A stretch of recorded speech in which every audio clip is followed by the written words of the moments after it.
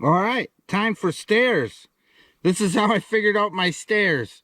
Basically, I got 8-foot drop down to the first landing, and over that 8 feet, I have 10 foot, 1.5 inches to go up that 8 feet to get to my 4-foot landing up in the loft.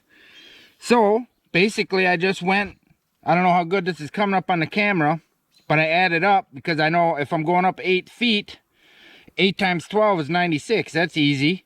So I just knew I had to have 12 8-foot rises, right? And them 12 8-foot rises had to go over the span of the 10 foot and 1.5 inches. So my, other than my top and bottom one being a little off because that'll be covered by the floor, and this one gets screwed to a 2x10 to make up the difference. The rest of them, and I know it's not a standard stair, but it's an 8-inch rise and a 9 7/8 tread, which is probably borderline uncomfortable, but that is what it is. All right, now here we are. How did I figure this out and put it on the board? Well, basically, you know, simple as can be. I went 9 7/8 on this, and then I went 8 inches on this, set it on, drew my line. All right, I seen someone online had idea. They made a jig. I can't remember who it was. I watched so many videos, and I tried to jig. Man, it sounds like a great idea. You know, you cut your 8 inch and your 9 7/8, and you screw it to another 2x4, and then you can just move it along and draw your line. And God, that sounds so much easier. Hopefully that's my dog running in the bushes. Either that or something's about to eat me. Nope, it's a dog. But I just wasn't having the accuracy with this. And granted, I'm using a marker. You know, I don't have the finest tip of writing utensil. But I just ended up using the old-fashioned way. Got her done. Now I'll cut her out and we'll see if my math was right.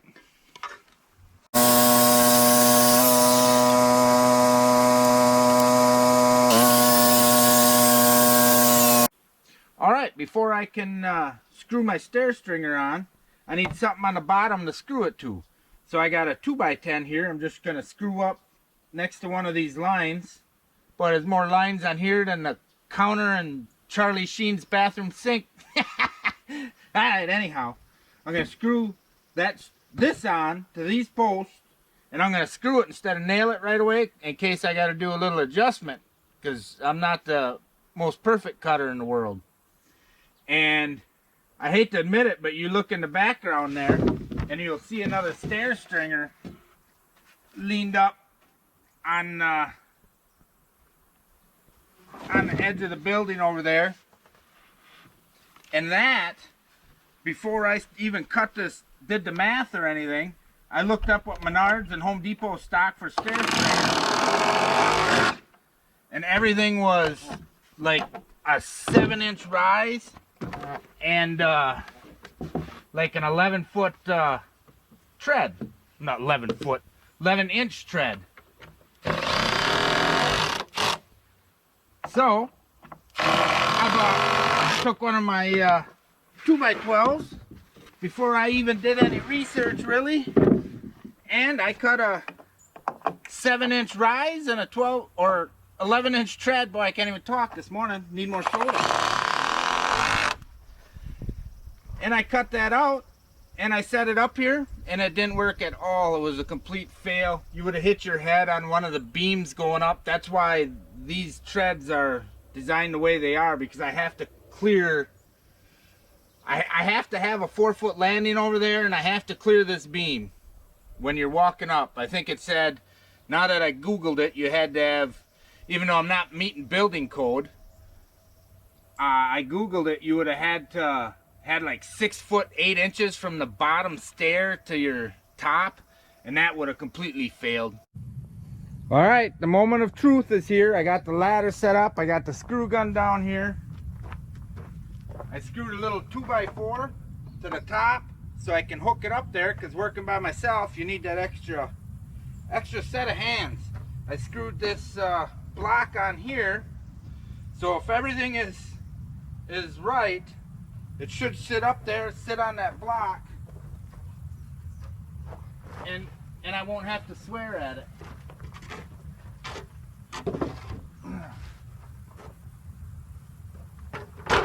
Holy danger! You see, I almost got killed. I was almost killed, man. Alright.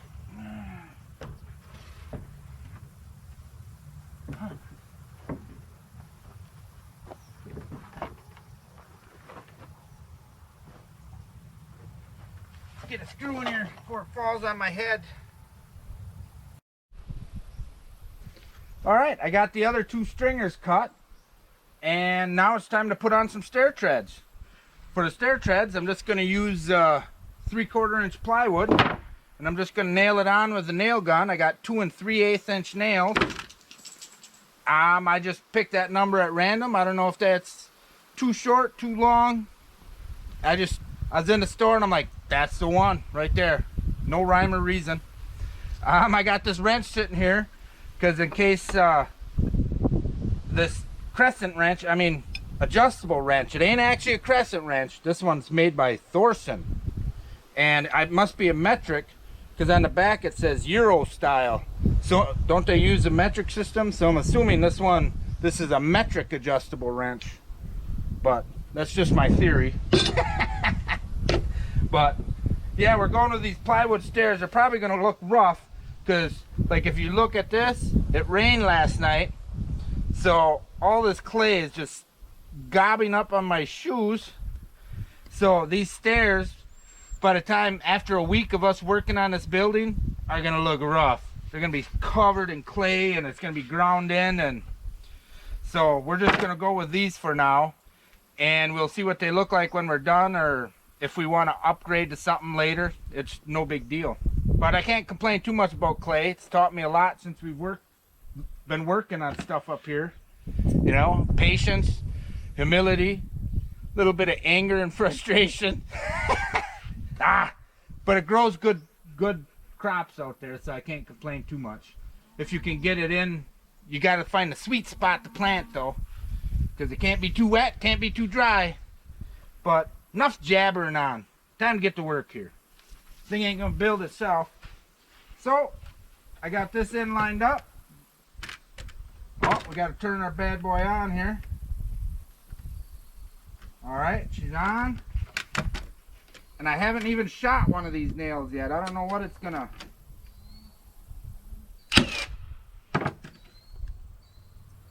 She went a little deep. We're gonna shallow this bad boy up.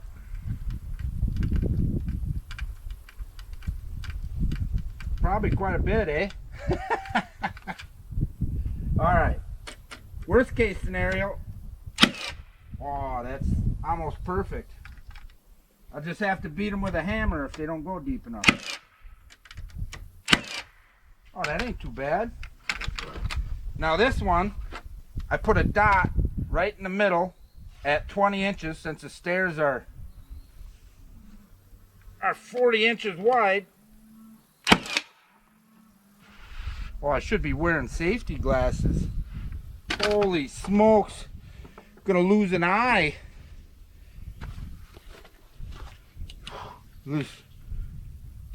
Something was protected, but it wasn't my eyes.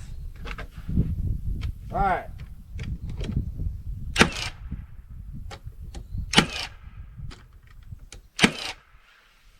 Alright, now down here, I got a little bit of a... See, and these darn things, when you use them as a hammer, then they don't adjust as well as they used to. Whoa. Come on, baby.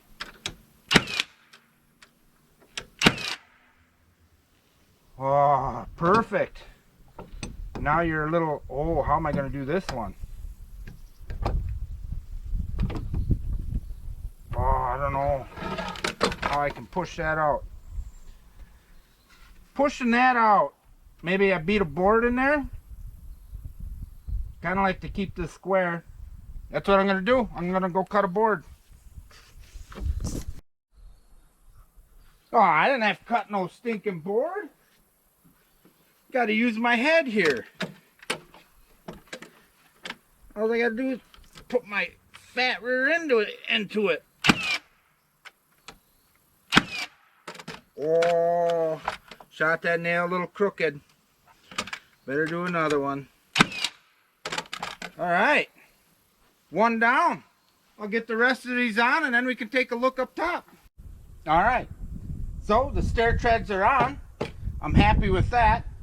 I ended up having to add a couple braces on each side. I added one on this side and then two on that side and connected them up to the joist. I just had a little too much springiness to it. I wasn't originally intending on adding them, but I'm really glad I did because it completely changed the way these feel. At first, they had a little bit of spring to them. Now, rock solid, like a rock. So now basically I just gotta put in a couple joists that I was missing because I didn't have the header or whatever you'd call it up there at the top of the stairs. So now I can get them short joists in. And then we can put plywood on this thing, have a floor. Man, that's gonna be a game changer. I'll get them joists in. I already showed you putting joists in, so I'll probably just come back when we're doing the plywood, eh? See you then. Well, I had told you I was done with the stairs. Well, I lied.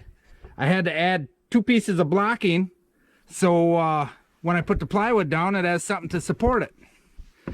And there it is, 2 pieces of blocking. Now we get to cover this with plywood. So there you are. You show up for the last piece. Boy, I kind of like your style. You didn't really miss too much. Basically, we're using a 1/2 inch plywood for the subfloor because what we're gonna do is cut some boards on the sawmill and use that as our actual floor that we're gonna walk on, or the finished floor. Now, basically all I did is I cut the plywood and nailed it down. I started out using 2 3/8 inch nails in this nail gun, and now when I run out of those, I switched to 3 inch. So basically, just tried to stagger the seams and nailed her down. Everything went pretty smooth. And now I'm showing you this because this is kind of my cheap side.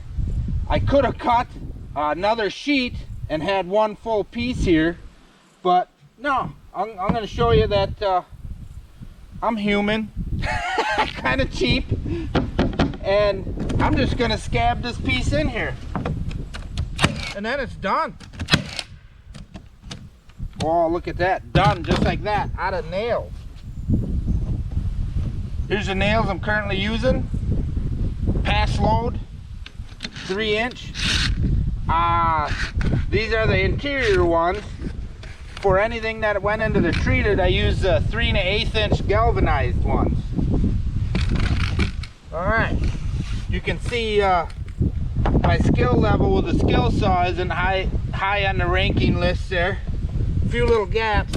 But you gotta remember, we're not building a beer cooler. This thing does not have to be perfect, and it's all gonna be covered up. So, I'm okay with it.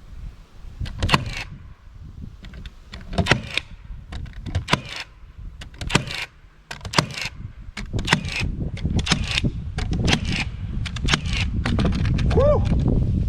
Now we're done. Now we get to do some walls. The fun stuff. All right. Give you one last look at this subfloor. Pick up the camera here. Straighten you out. You look a little crooked. All right. Not perfect, but not too shabby. See, and this is by far the biggest project I've ever undertaken, so you got to expect some mistakes. And right now, we're still in the process of trying to figure out which windows we want on these walls. But it wouldn't be any fun if you had a plan, would it? Here's our unfinished driveway. I've been working on making a turnout to come down here for 3 years probably. Oh well, maybe next year. All right, I'm gonna start cutting boards and get ready for putting this wall up. We'll start with that end one because that'll probably be easiest. Here's a building we're replacing, I guess. Kind of, sort of. On the old homestead.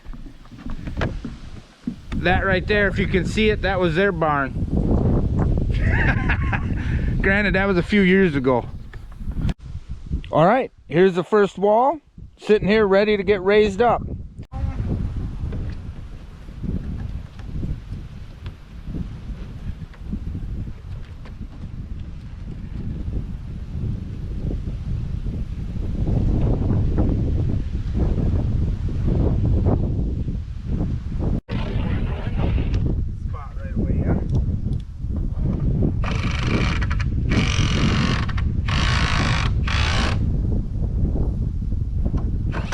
Danger. All right.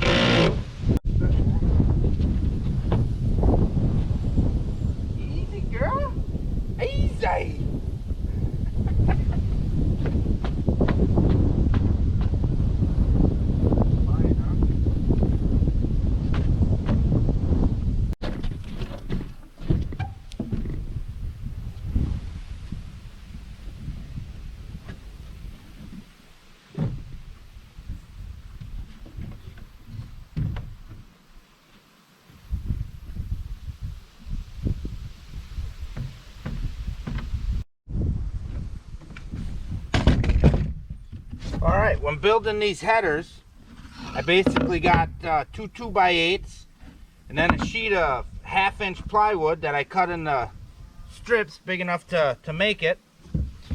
I'm hoping I can have a seam in there and it won't affect anything. I know I thought you had to use glue in there, and I forgot my glue.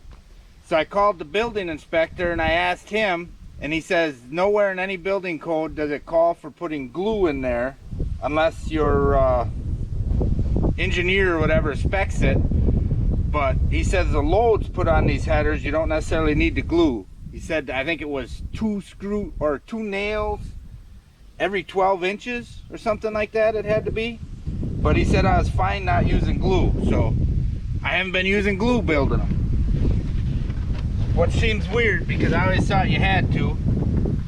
But that's why I asked someone that does it for a living, because I don't know. So basically I'm just making a sandwich here. A nice little wooden sandwich. Something a beaver would enjoy, I would guess. Alright, so we got that lined up there. Whack a couple in to hold it. We'll get the other in.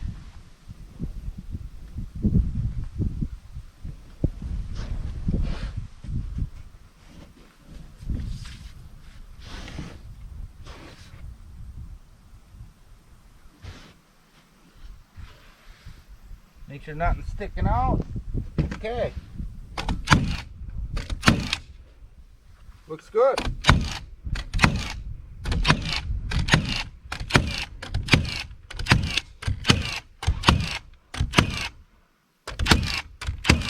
Oh, look at that. I must have pulled the gun up.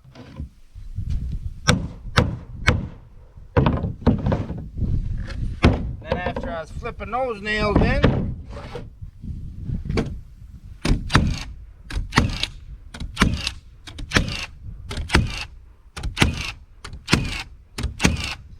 It ain't gonna come apart for lack of nails. There, that's how I've been making these headers. Oh, you gotta do the most important part. Smiley face. All right, on to the next part.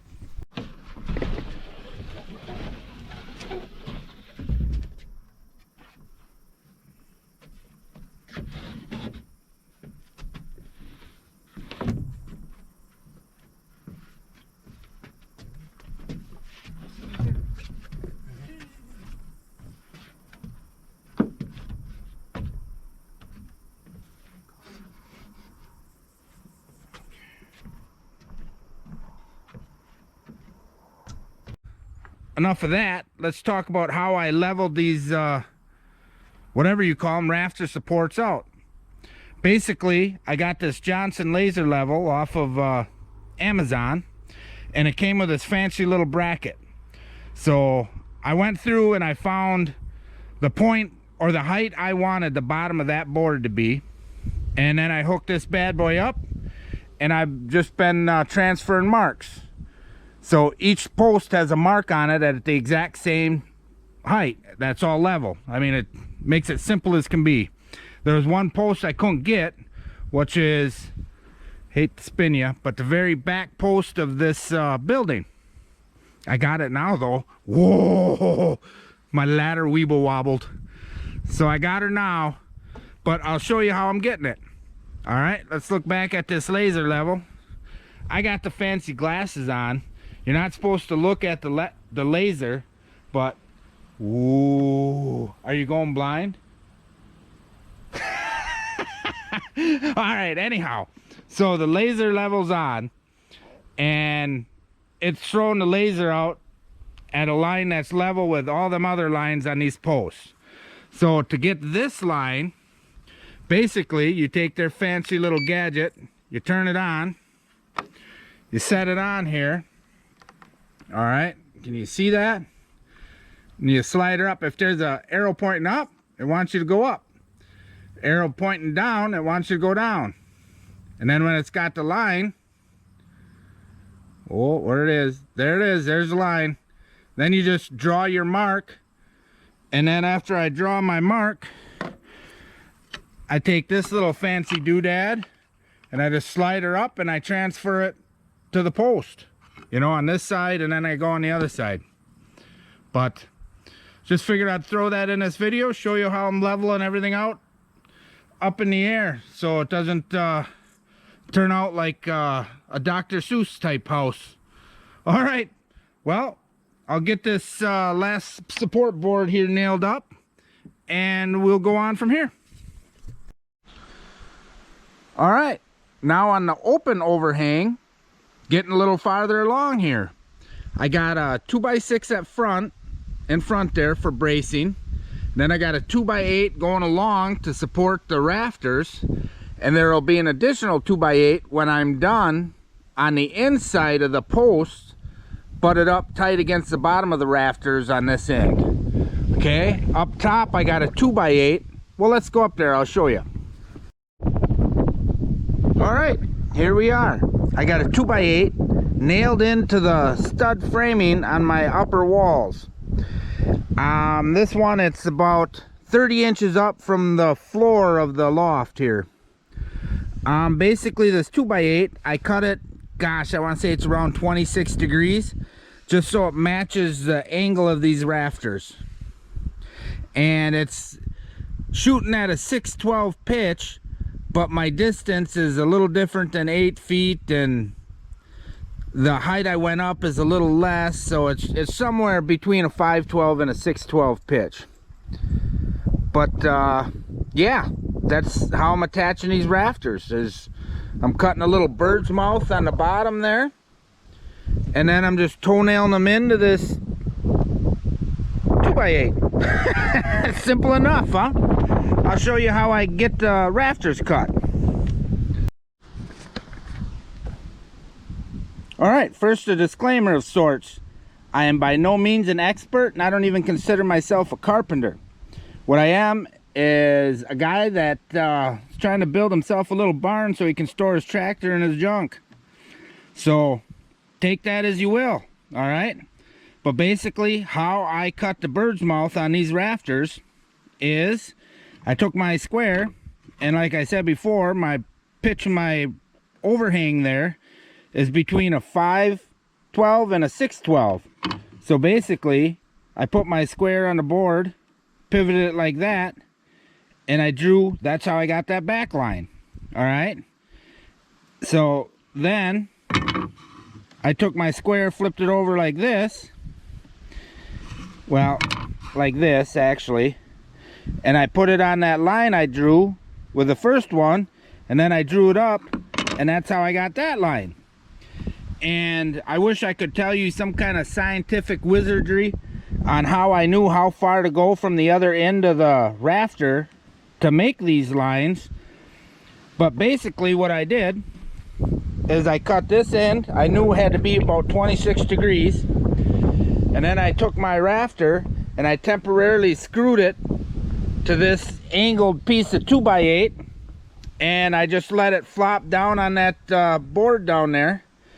And I drew a line, and then I come up here with my square and I made those cuts, and then I had to fudge the cuts a little bit, and after I got one that fit perfect, I set that one aside as a template and I started cutting the rest.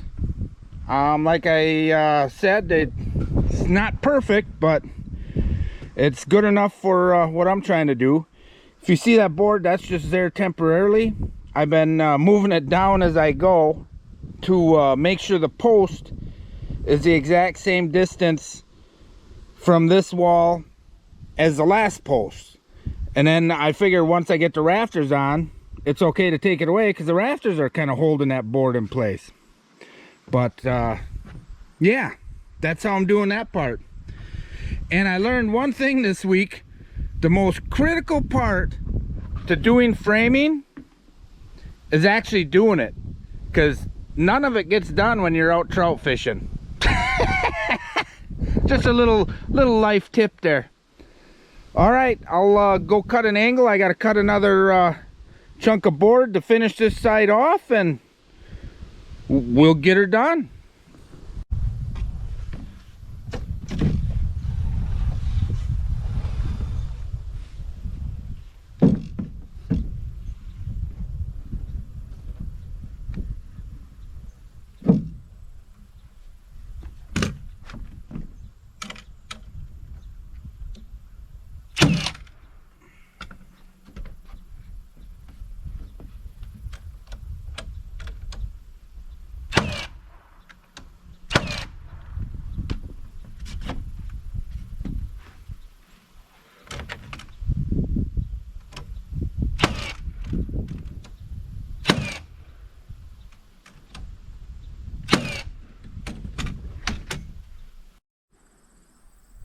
All right, after a week of throwing sticks at this thing and nails, this is what stuck.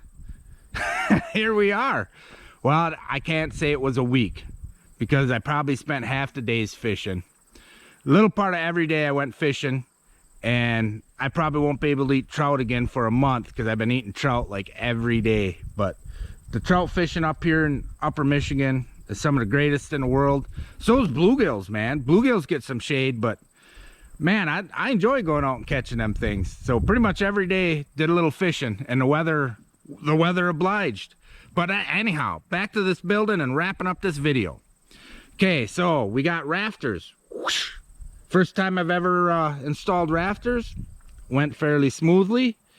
I'm 3 short. That kind of sucked. But I had enough boards. I just used them up as bracing because I put a brace on each end. And then I used one, I cut it down because I was tying each post to the center of the building to make sure the building was the exact same distance until I got all the rafters up. All right, so again, this overhang will be open. I'm adding some angle bracing right there. And let's see, I still got a lot more to add. And the reason I'm adding that is the building, that outside wall, when you push really hard, you can get them posts to wobble back and forth like that. So I'm hoping if I add some angles on each post, and then I'm gonna tie to the corner of the building, go back, you know, I don't know, 8 feet or whatever, and then tie to the outside of that rafter support. I'm thinking triangulating that, or however you would say it, that'll stiffen it up quite a bit, I'm hoping. That's what I'm betting the bank on. So obviously I still got to cut the posts off. It'll be board and batten on the inside there. I might leave a little open just to get a little airflow into the center section of the building. The upstairs you're looking at, it's 3 windows on this side, 3 feet high, 5 feet long on each window. The front has a window, same dimension, and a wall on the west side has 2 windows, and they're all the 36 by 60 windows. All right, so I'm not sure on the roof yet what I want to do, if I want to try making some homemade trusses, or whether I just want to do more rafters with a beam down the center. I don't know. I don't really have any experience in either or, so I don't know which would be easier, but that's basically what it's going to come down to. It's going to come down to whatever I think in my little brain will be easier. And the building, this is one of my many mistakes. All right, I was shooting for the center section of the building to be 14 foot and 30 feet long. Well, it ended up 14.3 by 30 foot 3 inches because of the strapping on the building. I didn't take into account when I sunk the posts in the ground that the strapping was gonna, you know, be 1.5 inches on each side. So there's one of my mistakes. All right, and now the posts, that ended up fairly close.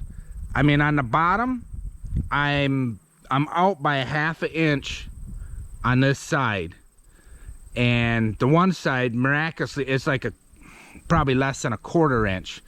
But at the top, I was able to bend and pull the post so the top is square.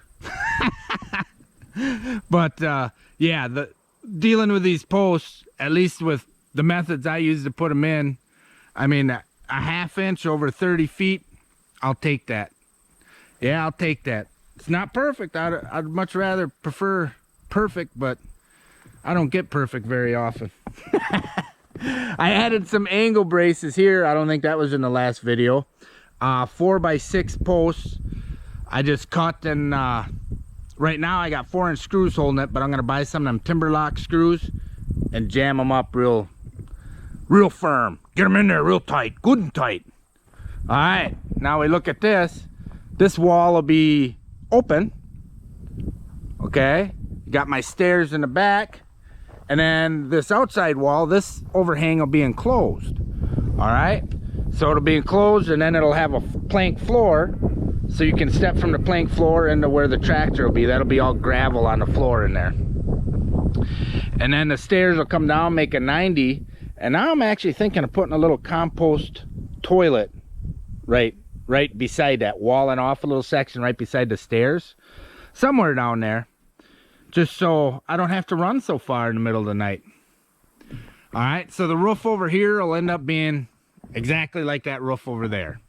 I don't know if I'll film that, maybe. If I don't know, I should film it because I'll be better at it than that one. I could actually maybe show a little more stuff, or actually look like I know what I'm talking about. So up there, the reason there's 2 windows, we're gonna build, and I'll show how we make it, because this thing will have solar on it, and then I'm gonna put a big water tank down here, and then we're gonna have that's gonna collect rainwater, and then we're going to put a little shower in there. That's what I'm really excited about, because coming up here right now, we got a shower, but I don't have an enclosed area built for it, and I powered it off the 4-wheeler. So basically you're standing out there naked out in the field in front of the 4-wheeler washing up. All right, I could show you upstairs here real quick. Woo! Bear with me, we're going. Oh, right here, the reason why I didn't extend this That's my dog safety guard. Because if I didn't leave that open, the dogs would come up here and harass me nonstop or fall off. And I don't want either of those. All right. So, all right. Quick turn. Don't get motion sick on me. This is from the back. All right. So there'll be a wall right here along these stairs that'll be insulated. And then there'll be a door right in front of me. So you'll come up the stairs and then you'll open the door and come inside. Okay, then the wood stove will be like right here. And then a shower will be over in there. And then a counter with a sink will be over there. The bed will be back there.